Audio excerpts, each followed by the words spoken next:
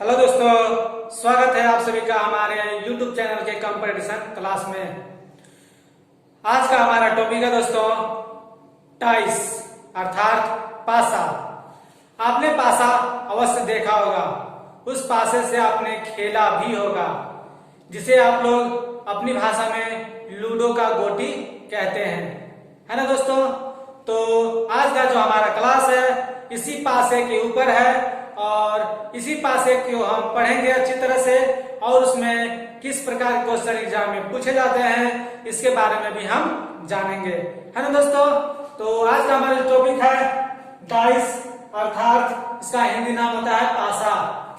दोस्तों, पासे में 1 से लेकर के 6 तक की अंक अंकित होते हैं, अर्थात 1, 2, 3, 4, 5, 6 होता है ना। जब भी हमको लूडो खेलना आता है, उसमें पासे की गोटी यानी कि कौन से अंक कहां पर अंकित होते हैं हमारे दिमाग में अच्छी तरह से अंकित हो जाता है, और जब भी हमको खेलना होता है उससे हम खेलते हैं और हम जीत भी पाते हैं, है ना दोस्तों।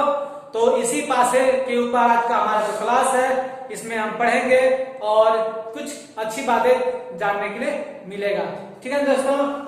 तो जो हमारा क्लास है आज का दोस्तों, ये है पासा। हम पासा 2 तरह के होता है, ठीक है। आज हम 2 तरह के पासे के बारे में पढ़ेंगे। कौन कौन है दोस्तों? पहला है हमारा स्टैंडर्ड पासा अर्थात मानक पासा, ऐसा पासा जिसको सार्वभौमिक यानी कि यूनिवर्सल ट्रुथ के रूप में होता है। ये पासे जहां भी होंगे वो उसमें जो अंक होते हैं अंकित होते हैं वे समान तरीके से होते हैं। और दूसरा हमारा होता है दोस्तों जनरल डाइस यानी कि साधारण पासा। तो जनरल डाइस और स्टैंडर्ड डाइस में अंतर क्या है, यही अंतर आज हम इस चैप्टर में पढ़ने वाले हैं, इस टॉपिक में, है ना दोस्तों।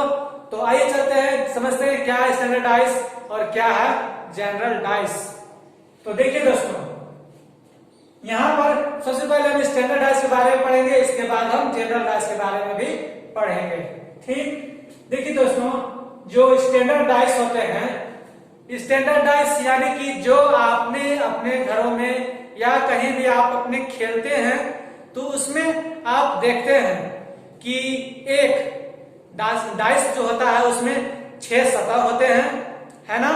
और कहीं भी अगर डाइस को रख दिया जाए तो उसमें से जो 3 सतह हमें अवश्य दिखाई देते हैं, है ना दोस्तों। बाकी के 3 सतह नहीं दिखाई देते, है ना। और उन तीनों सतहों में अंक जो अंक होते हैं अंकित किए जाते हैं अंक, वो हमें दिखाई देते हैं, ठीक। और जो अंक दिखाई देते हैं और जो अंक नहीं दिखाई देते हैं हमें उसका कैलकुलेशन पता होता है ना। जैसे कि एक डाइस है हमारे पास, ये मैंने यहाँ पर एक डाइस बनाया हुआ है दोस्तों। अब देखिए इसमें एक डाइस है, यहाँ पर सबसे ऊपर के यानी कि टॉप में हमको 4 दिखाई दे रहा है, नीचे के वाले में 1 और इसके बगल वाले में 2, यानी कि एक डाइस में 3 सतह हमको दिखाई दे रहे हैं और 3 सतह नहीं दिखाई दे रहे हैं, ठीक है दोस्तों। तो देखिए जो हमारे पास जो डाइस होते हैं, जिस डाइस के द्वारा हम खेलते हैं, ठीक है, वो हमारा स्टैंडर्ड डाइस होता है। इसमें क्या होता है कि 1 के पीछे 6 होता है ना। 4 के पीछे यानी कि विपरीत सतह में 3 होता है और 2 के विपरीत सतह में 5 होता है। ये हम सभी जानते हैं, लेकिन इस चैप्टर में हमको अच्छी तरह से याद होना है ना। कैसे उसको समझना है इसमें ये बताते हैं आपको हम।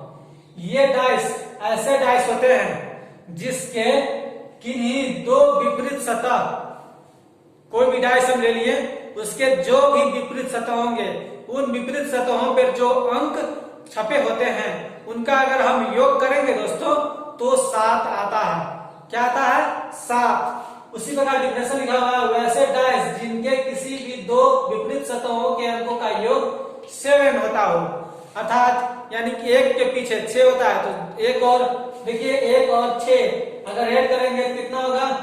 7 होगा ना। उसी प्रकार 4 और 3 को ऐड करेंगे तो 7, 2 और 5 को ऐड करेंगे तो 7 हो गया ना। समझे आप? अगर दो विपरीत सतहों के अंकों का योग के बारे में कहा जाए तो 7 आएगा, है ना। और अगर हमारे पास तो 3 सतह सामने सामने दिखाई दे रहे हैं, इसका भी तो हमें जानना है कि जो सामने दिखाई दे उसका कैलकुलेशन करें तो कितना होना चाहिए। हाँ, तो आइए देखते हैं। जब भी किसी 3 सतहों में से, सामने जो सतह दिखाई दे रहे हैं हमारे पास, इन्हीं 3 सतहों में से अगर किसी 2 सतहों को अगर योग करेंगे तो 7 नहीं होना चाहिए। क्या 7 नहीं होना चाहिए? देखिए 4 और 2 कितना आता है? 6 आया ना। तो क्या हुआ? 4 और 2 6 आता है। 7 हमारा नहीं होगा, कदापि नहीं होगा। 1 और 2 करेंगे तो भी 3 आएगा, और 4 और 1 करेंगे तो 5 आएगा। हमारा 7 नहीं आया ना दोस्तों। तो ये जब हमें अच्छी तरह यह समझ लेना है कि जब भी डाइस के विपरीत सतहों की बात की जाए तो उसके अंकों का योग 7 होगा, और जो जो सतह हमें दिखाई दे रहे हैं अगर हम उनका कैलकुलेशन करेंगे, यानी कि उसमें से 3 सतह में से 2 सतहों का अगर हम एडिशन करेंगे तो 7 नहीं होगा। जब ये सभी चीजें हमको दिखाई देगा कैलकुलेशन करने के बाद, तो हमें अच्छी तरह समझ जाना है कि वह डाइस स्टैंडर्ड डाइस है। ठीक है ना दोस्तों। अब हम बात करते हैं जनरल डाइस की। हमने तो स्टैंडर्ड डाइस के बारे में समझ लिया कि विपरीत सतह और सामने के सतह के कैलकुलेशन करने के बाद उसमें से जो हमारे पास सही मायने में अंक दर्शाएंगे वो हमारे स्टैंडर्ड डाइस होंगे। लेकिन जनरल डाइस क्या है? आखिर क्या है जनरल डाइस? आइए इसे हम देखते हैं। जनरल डाइस, हमारे पास यहां भी एक डाइस दिखाई दे रहा है दोस्तों, दिखाई दे रहा है ना। अब ये जनरल डाइस है कि नहीं, कैसे इसे हम जानेंगे? आइए देखते हैं। जब भी अगर जनरल डाइस की बात की जाए, आपको तो पूछा जाएगा कि जनरल डाइस है या स्टैंडर्ड डाइस है ना दोस्तों। तो आपको उसको समझने के लिए क्या करना होगा कि जब भी जनरल डाइस में कोई भी डाइस हो, उसके विपरीत सतहों के अंकों का योग की बात की जाए तो 7 नहीं होगा। स्टैंडर्ड डाइस में क्या था? विपरीत सतहों के अंकों का योग करेंगे तो 7 होता था, लेकिन जनरल डाइस में विपरीत सतहों के अंकों का योग 7 नहीं होता है। कैसे? देखिए यहाँ पे कितना हमारे पास 3 सतह दिखाई दे रहे हैं, है ना। 3 सतह दिखाई दे रहे हैं।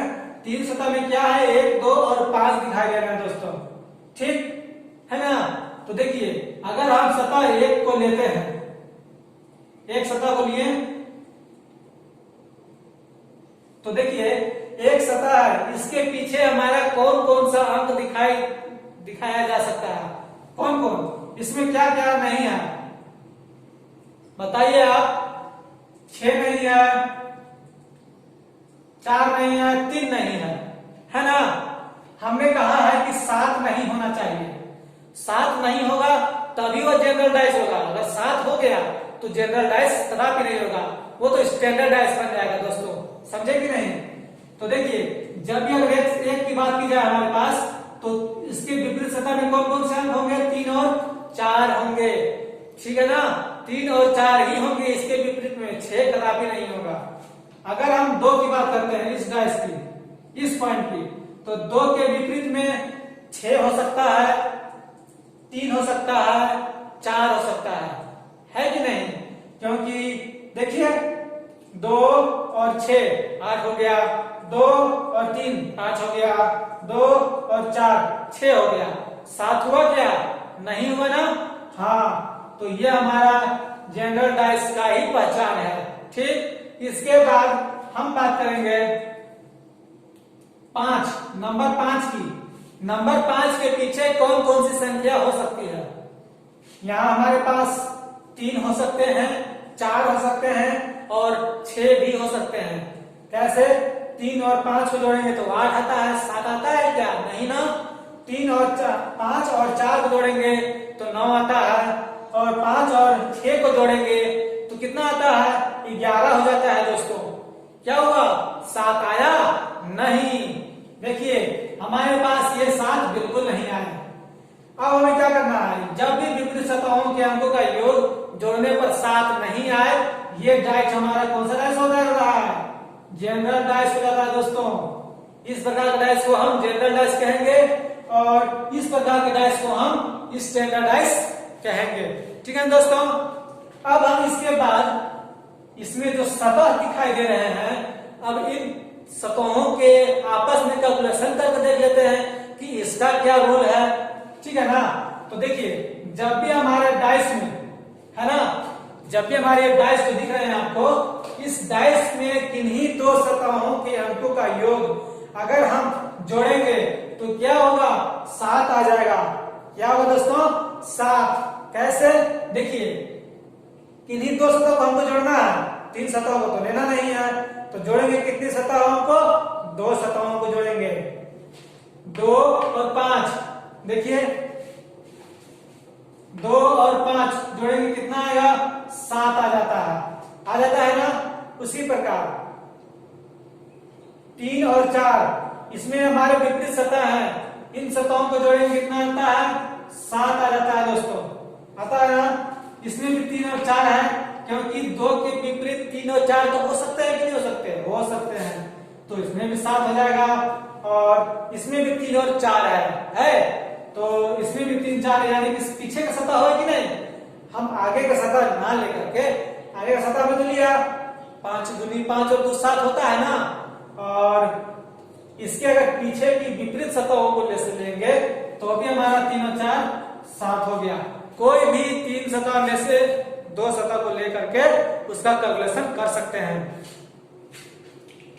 तो आपने सीखा जनरल डाइस और स्टैंडर्ड डाइस किसे कहते हैं, कि उसमें क्या अंतर है, आपने सभी देखा होगा।